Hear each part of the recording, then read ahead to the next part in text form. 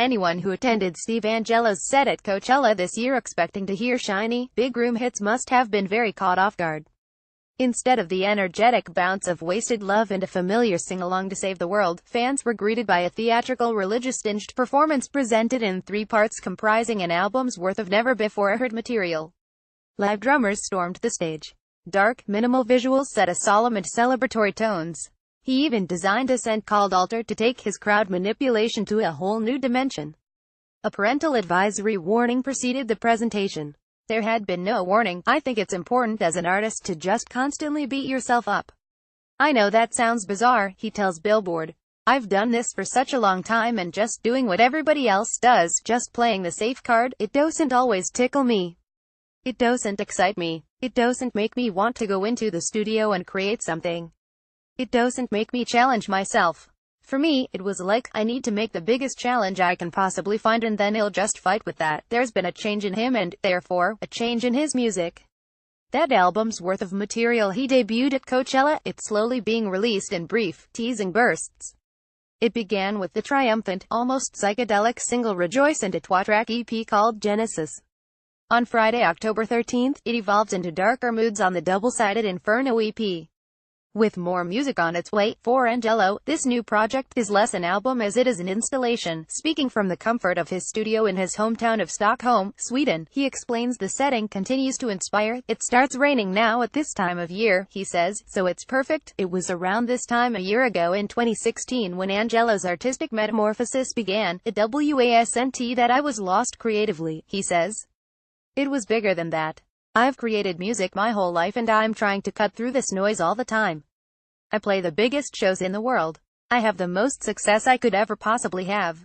What's next for me in life is this: should I just go and milk it and just make as much money as I can? Do I see it as a business, or do I actually go back to find myself, to become this 15-year-old kid that I was once and just create music for the passion and love I have with music? Or do I keep chasing my tail, try to do the hits one after one, just keep on releasing singles and push to stream? He questioned himself in the wake of his last album, Wild Youth. He was pounding his head to a wall, chasing numbers he didn't care for, his talents twisted by market research, his time spent figuring out when to share some innocuous noise to Instagram to maximize likes, not creative potential. He thought back to all the artists he grew up loving the most: Pink Floyd, Metallica, Nirvana, Michael Jackson. What did they all have in common that he was lacking? They just disappeared into the darkness, he says. Nobody knew what Kurt Cobain or Roger Waters was up to between releases. No one was keeping tabs on what they ate for lunch or what famous person they met with in some fashionable city. They just disappeared after a tour, and when they came back, they brought fresh new concepts that touched people's lives. So, he deleted social media from his life. You're on there every day, people telling you you're amazing, they love you, and all of a suddenly you just completely pull the plug, he says. It takes a lot, but at the same time, it's worth it, because I don't feel like doing what everyone else is doing. I look at music today differently. It's played such a big part in my whole life. It's not a business for me. I started making music when I was 12. It saved me from a lot of things. His isolation went deeper. He retreated to Stockholm and focused on his family. Every morning, he'd wake at 6 a.m., go through his morning routine and take the kids to school before heading to the studio. On the way there, he'd pass an Orthodox church. One day, he stopped to knock on its door. The priest inside told him the church was closed, but he was welcome to sit in the pews as long as he'd like. He sat there for 2 hours in total silence, thinking about everything and nothing all at once. He repeated this practice every day. It's nice to just shut off, he says. When I was a kid, I used to walk to school 35 or 40 minutes and I'd walk alone. I walked in silence. I miss silence. When he wasn't meditating in the pews, he listened to a lot of inspirational speeches. He stumbled upon a snippet of a sermon from a West Virginia pastor named T.D. Jakes.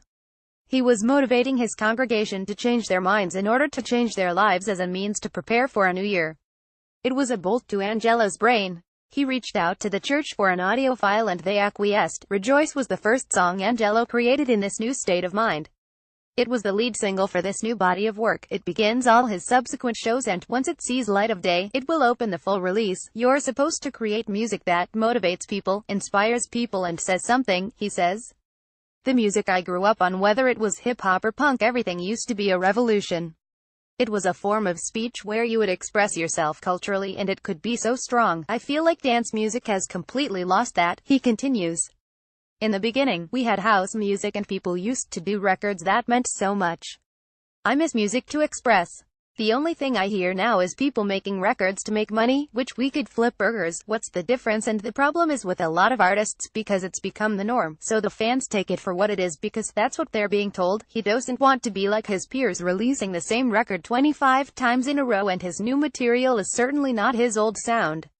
It's darker, more minimal, especially the tracks from Inferno. Freedom is menacing and industrial with a feature from rapper Pusha T, an artist Angello admires for pushing boundaries.